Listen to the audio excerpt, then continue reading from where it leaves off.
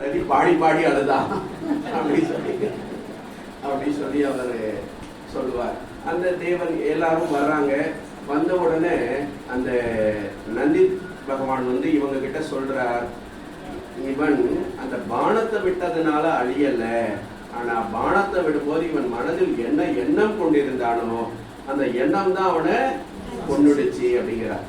இவ்வளவு நேரம் வரைக்கும் என்ன சொல்லிக்கிட்டே வந்தான், ஐயோ அவர் கொடுத்த அருளாலதான் நான் அப்படி இருக்கிறேன் இப்படி இருக்கேன்னு சொல்லிட்டு வந்தவன் அம்ப கையில எடுத்தவன் என்ன சொல்றான், இந்த இவ்வளோ பெரிய சிவபெருமானையே மயக்க போறவன் நான் அப்படிங்கிற ஒரு ஆணவம் வந்தது. அந்த ஆணவம் தான் அவனை கொண்டுடுச்சு அப்படிங்கிறார்.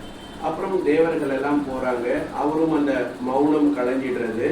ரதி அலரா, இது மாதிரி என் கணவன் அவரா வரல, இவங்கெல்லாம் அனுப்பிதான் வந்தா, இவனை தண்டிக்கிறது எந்த விதத்துல நியாயம் அப்படின்னு சொல்லி கேட்கிறா. அப்ப சுவாமி சொல்றா, நீ ஒன்றும் கவலைப்படாத, பார்வதிக்கும் எனக்கும் திருமணம் ஆகின்ற பொழுது உன் கணவனை நானு உயிர்ப்பித்து தரேன் அப்படின்னு சொல்லி சொல்றாரு.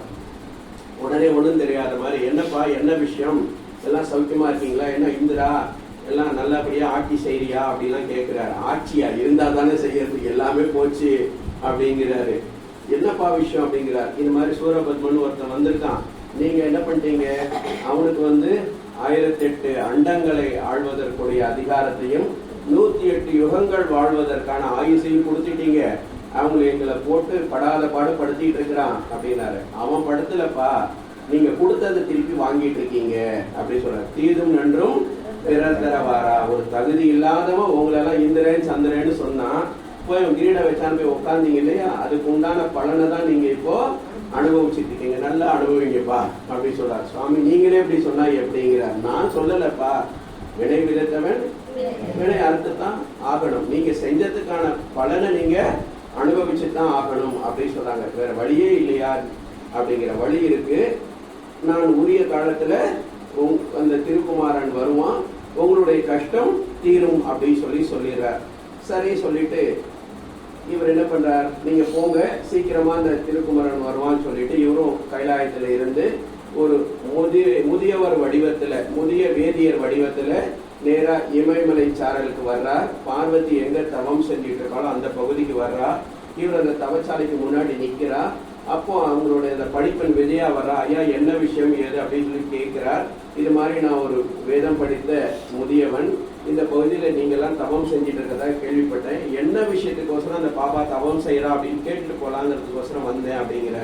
இந்த பொண்ணு உள்ள போய் சொல்றா, சரி பெரியவர் வந்திருக்கார், படிச்சவர், வர சொல்லு அப்படின்னு சொல்லி பார்வதி சொல்றா. இது உள்ள போனவுடனே கேட்கிறா, ஏமா இந்த சின்ன 6 வயசுல ஆரம்பிச்சா இப்ப 12 வயசு ஆச்சு, பருவம் அடைஞ்சாச்சு, இந்த பருவ வயசுல நீ உங்க அப்பாவும் பெரிய மகாராஜா அரண்மனையில இருந்துட்டு சுகபோக வாழ்க்கை அனுபவிக்கிறது, எதுக்கு இப்படி உடம்பு கெடுத்துட்டு இருக்கிற, இது மாதிரி நலிஞ்சு போய்கிட்டு இருக்க அப்படின்னு சொல்லி கேட்கிறார். இது மாதிரி சர்வேஸ்வரனை கல்யாணம் பண்ணிக்கணும் அப்படிங்கிறதுக்கோசரம் தான் நான் இந்த மாதிரி தவம் செஞ்சுட்டு இருக்கேன் அப்படின்னு சொல்லி அவர் சொல்றார். அப்போ அவர் சொல்றார், என்ன சிவபெருமானை போய் கல்யாணம் பண்ணிக்கேமா, நீயோ மகாராஜாவுக்கும் மகாராணிக்கும் பிறந்த இளவரசி, அந்த சிவபெருமான்கிட்ட என்ன இருக்கு, அவர் போட்டுட்டு இருக்க ட்ரெஸ் என்னடனா புலித்தோடு, அணிந்திருக்கக்கூடிய ஆபரணம் அப்படின்னா மண்டவோடு, இருக்கிறதோ சுடுகாடுது, சாப்பிடுறதோ விஷம், அவர் போட்டுக்கிற பவுடரோ சுடுகாட்டு சாம்பல், அவரு கூட போய் எப்படிமா குடும்பம் நடத்த போற, இதெல்லாம் யோசிச்சு பாத்தியா, யோசிச்சுதானா இதெல்லாம் செய்யறியா அப்படின்னு சொல்லி கேட்டார். இதை கேட்ட உடனே அந்த அம்மா காதை பொத்திக்கிறாங்க. சிவசுவா, என்னடா இவரு ஒரு பெரியவர், அடுத்தது வேதம் படிச்சவர் அப்படிங்கிறதுக்கோசரம் இவரை விட்டாக்கா இந்த அளவுக்கு பேசுறாரே சொல்லிட்டு அந்த அம்மா நேரடியா சொல்லாம தோழிகிட்ட சொல்றா, இவரை முதல்ல இங்க இருந்து போக சொல்லு, இன்னும் கொஞ்ச நேரம் இருந்தான்னா நான் இங்க இருந்து போயிடுறேன் அப்படி சொல்றா. அப்புறம் சுவாமி இதுக்கு மேலையும் நாம அந்த அம்மாவுடைய பொறுமையை சோதிக்க வேண்டாம் சொல்லிட்டு தன்னுடைய சூரிய வடிவத்தை காட்டுறார். அந்த அம்மாவுக்கு ரொம்ப சந்தோஷம், என்னை ஆட்கொள்வதற்காக நீங்க இவ்வளவு சிரமப்பட்டீங்களா, ரொம்ப சந்தோஷம் அப்படின்னு சொல்லிட்டு அவர் சொல்றார், உன்னை திருமணம் செய்ததுக்கு தான் வந்திருக்கேன்னு சொல்றார். அந்த அம்மா சொல்றாங்க, எதுனாலும் த்ரூ ப்ராப்பர் சேனல், முறைப்படிதான் எல்லாமும் நடக்கணும், நீங்க உங்க வீட்டுல யாராவது பெரியவங்க இருந்தாங்கன்னா எங்க அப்பா அம்மாட்ட பொண்ணு கேட்க சொல்லுங்க, அப்புறம் கல்யாணம் எல்லாம் வச்சுக்கலாம் அப்படின்னு சொல்றாரு. சரி சொல்லி இது மாதிரி நான் வந்த விஷயத்த உங்க அப்பா அம்மாட்ட சொல்லு, ஒரு தவம் என்னோடு நிறைவு பெற்றது அப்படின்னு சொல்லிடுறார். இந்த அம்மாவும் தோழிகளோட போறாங்க. போன உடனே அந்த இமவானுக்கு ரொம்ப சந்தோஷம். பரவாயில்லை, நம்ம பொண்ணு செஞ்ச தவத்துக்கு பலன் கிடைச்சிருக்கு அப்படின்னு சொல்றார். அவர் நேரம் கைலாயத்துக்கு போன உடனே சப்த ரிஷிகளை மனசுல நினைக்கிறார். அத்திரி, புலஸ்தியர் முதலான அந்த 7 முனிவர்களும் வர்றாங்க. இது மாதிரி எண் சார்பா, ஏன்னா இவருக்கு அப்பா அம்மா கிடையாது, பிறப்பிலி.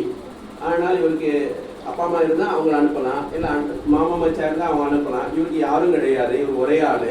ஆனால் என்ன பண்ணுறாரு, அந்த சப்த ரிஷிகளை கூப்பிட்டு என் சார்பாக நீங்கள் போய் பொண்ணு கேட்டுட்டு வாங்க அப்படின்னு சொல்கிறார். உடனே அவங்க சொல்கிறாங்க, ஏப்பா பிரம்மா திருமால் எவ்வளோ பெரியவங்கலாம் இருக்காங்க, அவங்க செய்யாததையா நான் செஞ்சிட போறேங்கிறார். இல்லைப்பா, நீங்கள் தான் அதுக்கு தகுதியானவர்கள், நீங்கள் போங்க சொல்கிறார். உடனே சப்த ரிஷிகளும் இமயமலை சாரலுக்கு வந்து இமவானுடைய அரண்மனைக்கு போகிறாங்க.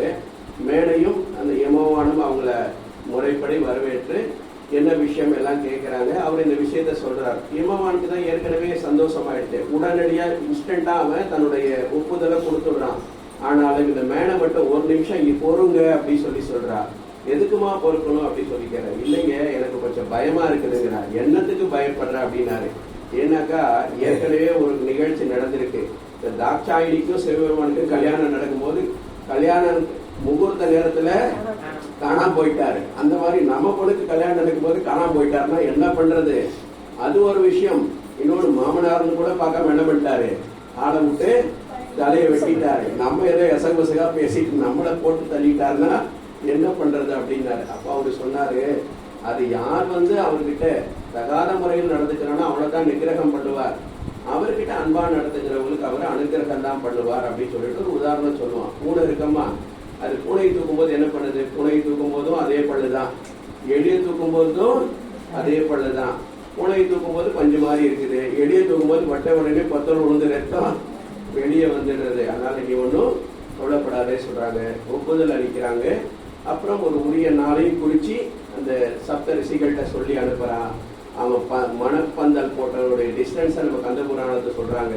10,000 யோஜனை பரப்புக்கு தேவதச்சன் விஸ்வகர்மாவை வச்சு பந்தல் போட்டாங்கிறார். 1 யோஜனை தூரம்னா 2 கிலோமீட்டர். அப்ப 10,000 யோஜனை 20,000 ஸ்கொயர் கிலோமீட்டருக்கு பந்தல் போட்டிருக்கான்.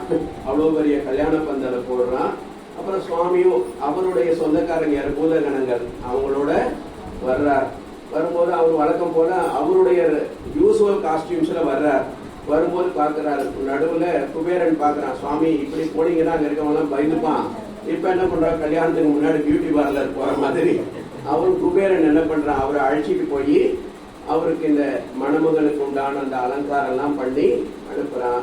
அந்த இமயமலை சாரல்ல வந்து சரி அகில லோக நாயகனுக்கே கல்யாணம்னா எல்லாரும் வந்துட்டான். வந்த உடனே என்னாச்சு, அந்த இமயமலை கொஞ்சம் கீழே போயிட்டது, நம்ம தெற்கெல்லாம் மேல வந்துட்டது, அங்க இம்பேலன்ஸ் ஆயிட்டது. உடனே என்ன பண்றார் சுவாமி, உடனே நந்தி பகவான் அனுப்பிச்சு அகத்திய மாமுனியை கூப்பிடுறார். அப்பா நீ இது மாதிரி தெற்கு பக்கம் போ, பொதிகை மலையில போய் கொஞ்ச நேரம் உட்காரு, பேலன்ஸ் ஆகட்டும், இது ரொம்ப டிஸ்டர்ப்டா இருக்கு அப்படின்னு சொல்றார். உடனே என்ன சுவாமி, எல்லாரும் உங்க கல்யாண காட்சியை பாக்குறாங்க, நான் என்ன பாவம் செஞ்சேன், என்ன மட்டும் நீங்க பொதிகை மலையில் போய் உட்காரு சொல்றீங்களா? நீ ஒன்றும் கவலைப்படாத, நீ போ, அங்கேயும் உனக்கு நான் கல்யாண காட்சி காட்டுறேன். அன்னைக்கு